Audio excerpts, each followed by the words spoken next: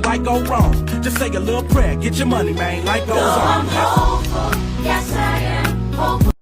Have you ever feel like the scale is broken? Like you're dieting, you're training consistently, but the number just doesn't go down? I know, it's the worst feeling ever, and everyone goes through this, but no worries, it's not only normal but even expected. And at the end of this video, you will understand why this happens and what to do in these cases. So I know it's the worst feeling ever, I totally get it, but the good news is that the scale and the number doesn't say the truth. It's just a number, it's just a part of the big equation.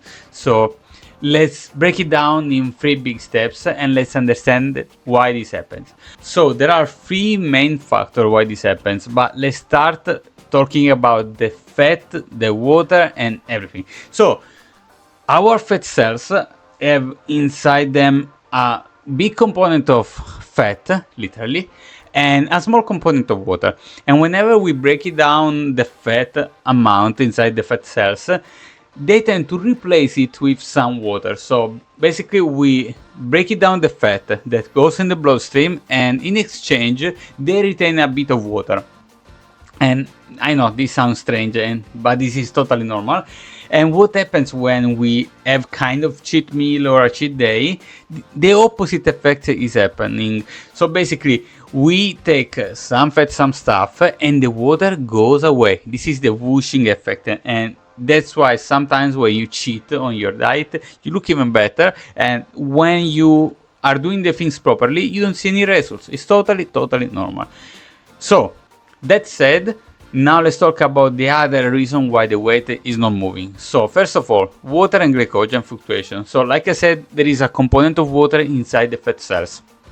This water around our body is normally present, is normally there, and is influenced by different factors.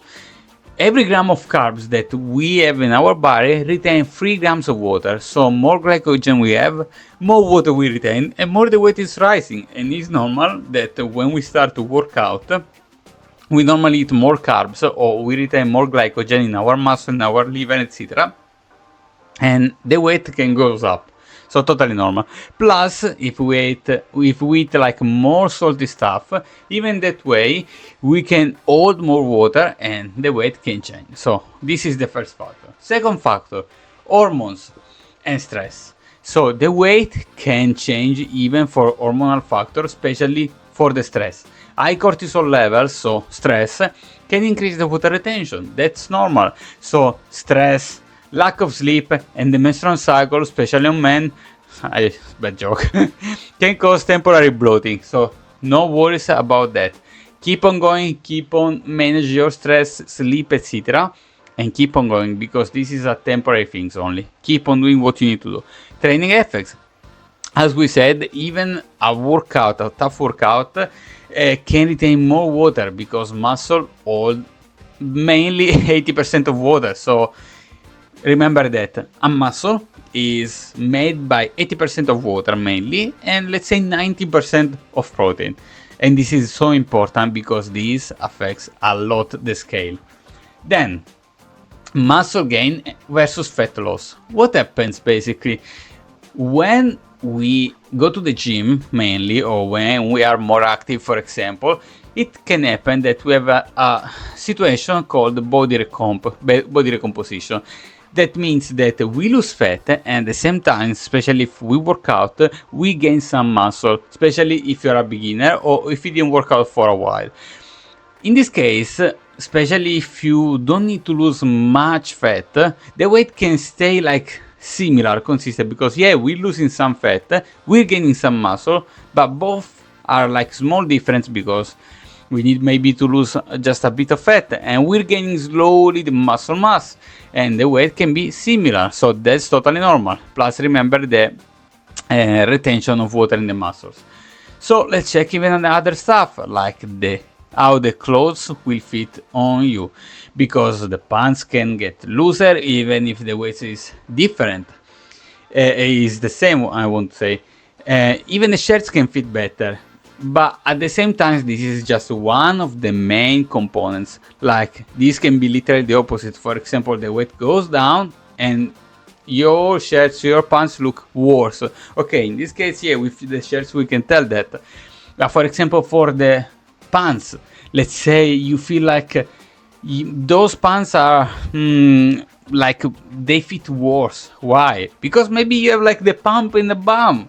And in this case, women normally enjoy, but like if you're a man, you want to lose weight and you feel like weird, like why I can't fit in these pants even if my weight is going down. So remember, there are different factors, but in most cases you will see that the weight will be the same and the clothes will fit better. So, but remember, there are several factors. So keep on going, keep on checking all of them. Now, progress photos. This is so important because our eyes will adapt. We will look ourselves every day in the mirror. So every day we refresh our memory. Like, okay, I look this, I look like this, I look like this, I look like this. So we never see the difference because every day we refresh our memory, let's say.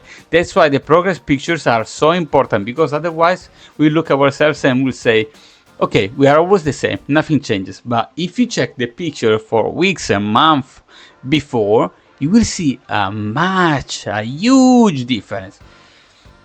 So remember that, because even if the numbers don't change, check the pictures then. Of course, if everything is the same, something can be wrong. That's why we need to have different stuff. Now, measurements. We can have even like some inconsistency in the measurements. For example, different conditions. If you weigh yourself in the morning and in other days you weigh yourself in the evening, well, guess what? The weight will be totally different. That's normal.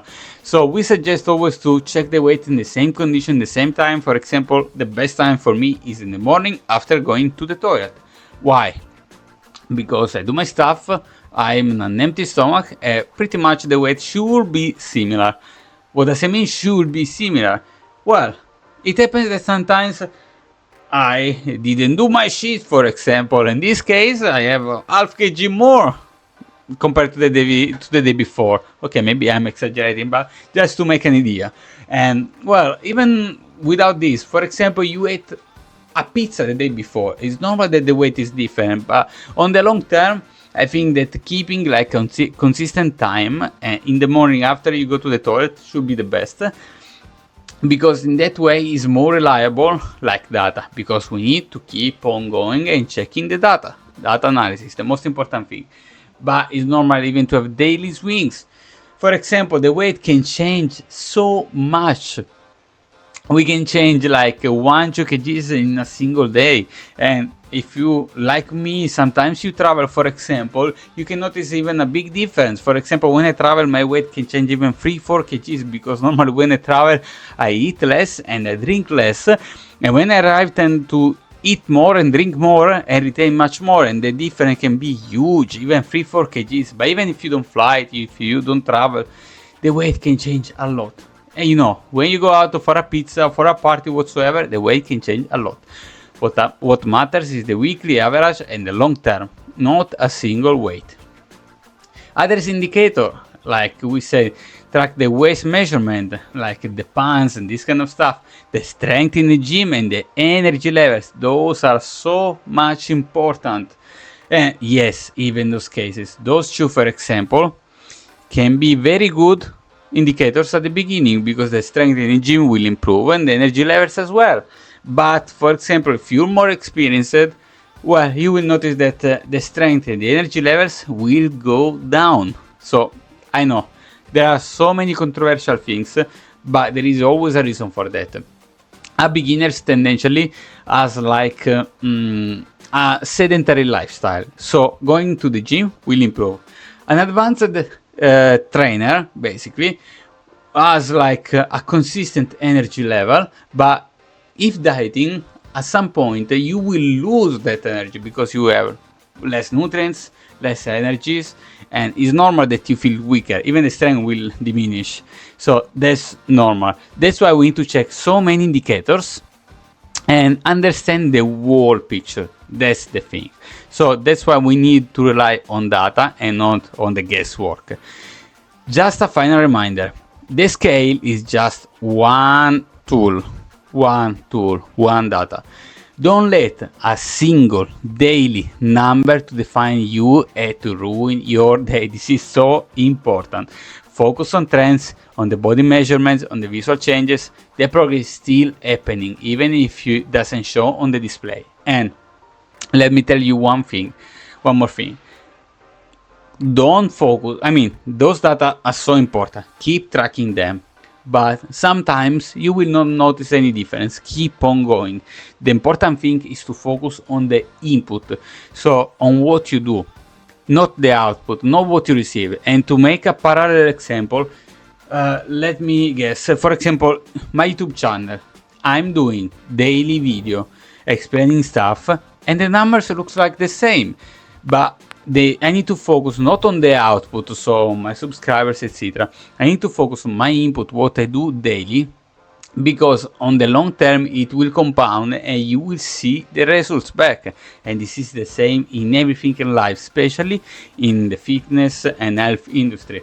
It's totally normal that you keep going, you don't see results, but one day, magically, you look yourself behind, you look yourself of the past, and you see such a big difference.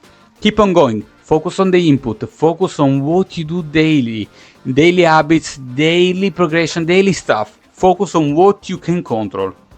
So your daily input, not the output, not your expectations, because those ones can change a lot and can be even delayed. So focus on the daily input. And if you want, in order to make it clearer, from tomorrow, that is the 20th of August, I will start to post like my daily update of all the inputs of the things that I do in order to have my progression in the gym and in YouTube. So I will explain and show in a detailed way what I do daily with the gym, with the diet, etc., in order to make you understand why we need to focus on the input and not on the output, because the input is the most important thing. We will not see the results immediately, but on the long term the results will happen. So subscribe if you want to know more stuff about this and if you want to see how does it work, and I hope this can be helpful to you. Actually, if you want, there is a link for our community, totally free for now, so feel free to join, especially now that it's free. Let's go, see you tomorrow.